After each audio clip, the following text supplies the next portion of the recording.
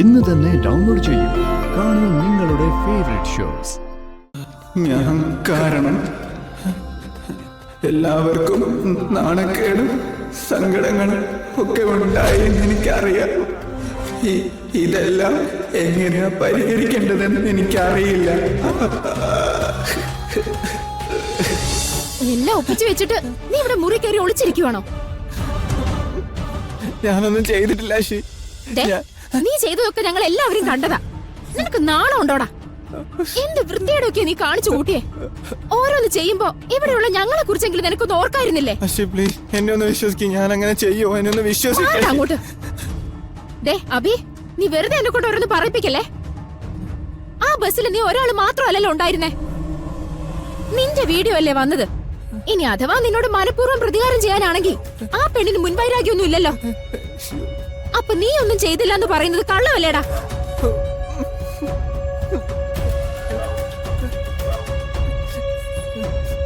ഈ വീട്ടിലെ ഞങ്ങൾ എല്ലാവരും നിനക്കൊരു പുച്ഛമായിരുന്നല്ലോ. ഇവളെയല്ലേ നീ റോൾ മോഡൽ ആക്കിയത്. അതെന്റെയാ ഇപ്പൊ കാണുന്നേ.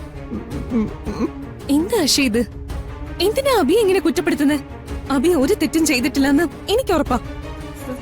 ആർക്ക് വേണോടി നിന്റെ ഉറപ്പ്? ഇവൻ ചെയ്ത പോക്കിരിത്തരവേ നാട്ടുകാര് മുഴുവൻ കണ്ടു കഴിഞ്ഞു. ഇനി ഇവനൊരു നല്ല ജോലി കിട്ടുമെന്ന് തോന്നുന്നുണ്ടോ? അന്തസ്സുള്ള ഏതെങ്കിലും പെൺപിള്ളേര് ഇവരെ കല്യാണം കഴിക്കാൻ തയ്യാറാവോ? ഇല്ലല്ലോ. നിർത്താഷി, ഇതൊന്നും പറയേണ്ട സമയം ഇതല്ല. ഇപ്പൊ നമ്മൾ അബിയോടൊപ്പം നിൽക്കുക വേണ്ടത്. ഓ, ഇമാതിരി കാര്യങ്ങൾക്ക് കൂട്ടു നിൽക്കാനേ എന്നെ കിട്ടില്ല. അതിനൊക്കെ നിന്നെ പോലുള്ളവർക്കേ സാധിക്കൂ.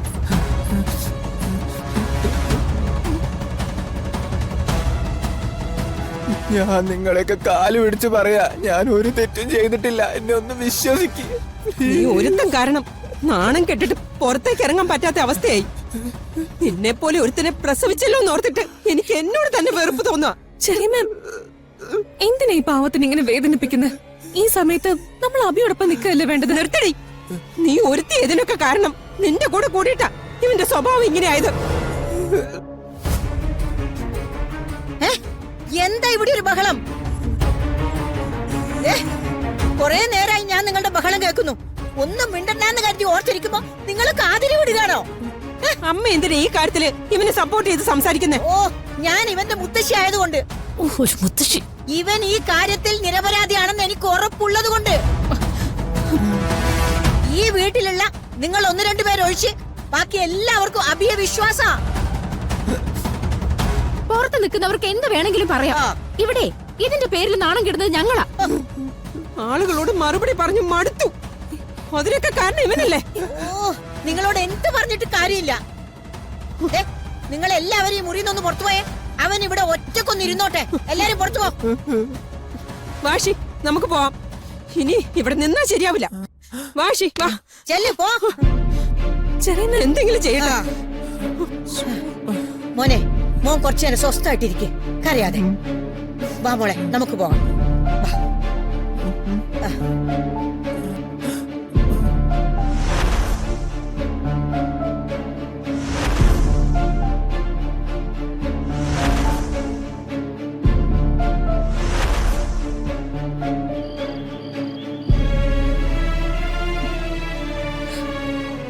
അബിയുടെ അവസ്ഥ കണ്ടിട്ട് എനിക്ക് സഹിക്കാൻ പറ്റുന്നില്ല. അവനാകെ തളർന്നു മട്ടില്ല. താൻ വിഷമിക്കാതെ, എല്ലാം ശരിയാവും. ഇത്തരം ഇഷ്യൂസ് ഒക്കെ ഫേസ് ചെയ്യാനുള്ള പ്രായമോ പക്വതയോ അവനായിട്ടില്ല. അബിക്കൊപ്പം നിന്ന് ധൈര്യം കൊടുക്കേണ്ടത് നമ്മളാ. ഈ സമയത്ത് തന്നെ അത്യാവശ്യമായിട്ട് കുട്ടേട്ടന് വീട്ടിലേക്ക് പോകേണ്ടി വന്നതുകൊണ്ടാ. അല്ലെങ്കിൽ എന്തെങ്കിലും തമാശയൊക്കെ പറഞ്ഞ് അബിക്കൊപ്പം കുട്ടേട്ടൻ നിന്നേനെ. അതവനൊരു റിലീഫ് ആവുമായിരുന്നു. അതെ, ഞാനൊന്നും ചെയ്തിട്ടില്ല എന്ന് പറഞ്ഞ് അവൻ നെഞ്ചു പൊട്ടി കരയുന്ന കണ്ടപ്പോ എനിക്ക് സഹിക്കാൻ പറ്റുന്നുണ്ടായിരുന്നില്ല. ഈ അവസ്ഥയില് നമ്മളും കൂടി തകർന്ന അത് വലിയ പ്രശ്നമാവും. ഇപ്പൊ തന്നെ അബി വല്ലാത്തൊരു ഡിപ്രഷനിലാ.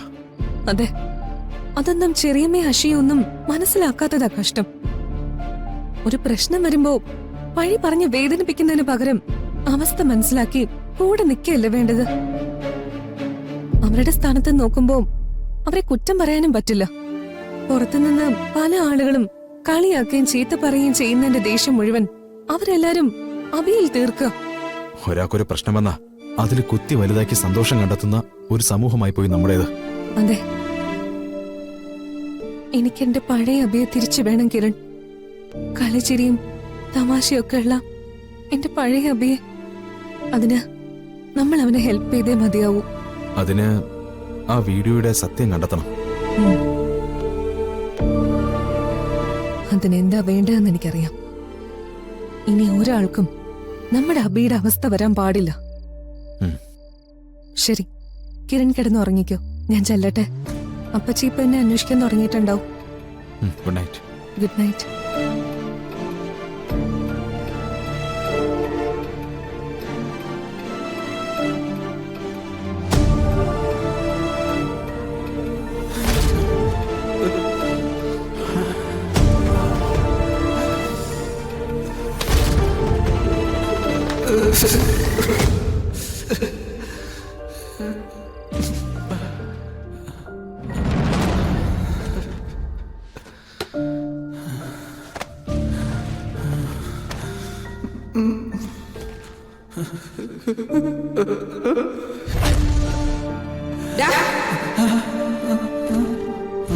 കുടുംബത്തെ നാളെ കെട്ടാനായിട്ട് നീ എന്റെ വയറ്റിൽ തന്നെ വന്ന് ജനിച്ചല്ലോടാ. നീ എന്തിനാണ് ജീവിച്ചിരിക്കുന്നത്? മിണ്ടരുത് നീ. നീ കാണിച്ചത് പുറത്തറിഞ്ഞാലേ നമ്മുടെ ജീവിതം എന്തായി? നമ്മുടെ കുടുംബത്തിന്റെ അഭിമാനം പോയില്ലേ? നാളെ ഈ നാട്ടുകാരെ ഞങ്ങളെ കാണിച്ച് തുപ്പില്ലേ? നീ എന്റെ ജീവിതം കൂടെ നശിപ്പിക്കുമല്ലോടാ. നിനക്ക് നശിക്കാനാണെങ്കിലേ സ്വയം നശിച്ചാ പോരെ. മറ്റുള്ളവരെ കൂടെ എന്നെ ഇതിൽ കൂട്ടുന്നേ.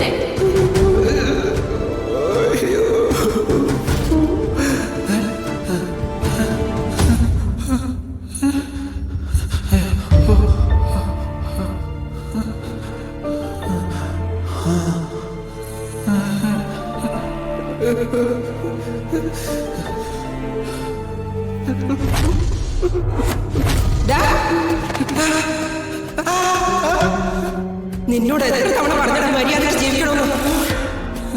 നിന്നെ പോലെയല്ലേ ഇവിടെ മറ്റുള്ളവര്? ബാക്കി ആർക്കും ഇവിടെ പ്രശ്നമൊന്നുമില്ലല്ലോ.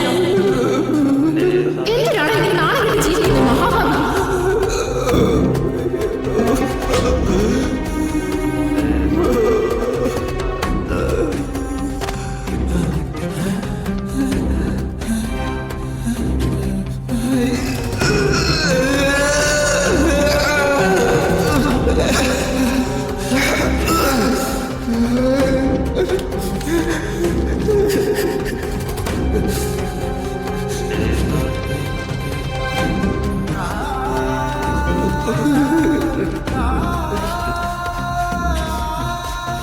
ഞാൻ കാരണം എല്ലാവർക്കും നാണക്കേടും സങ്കടങ്ങളും ഒക്കെ ഉണ്ടായി എന്ന് എനിക്കറിയാം.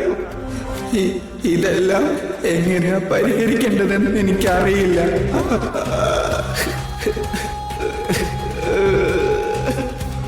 ഞാനില്ലാതായാൽ എല്ലാ പ്രശ്നങ്ങളും അവസാനിക്കുമെങ്കിൽ അങ്ങനെ ആവട്ടെ.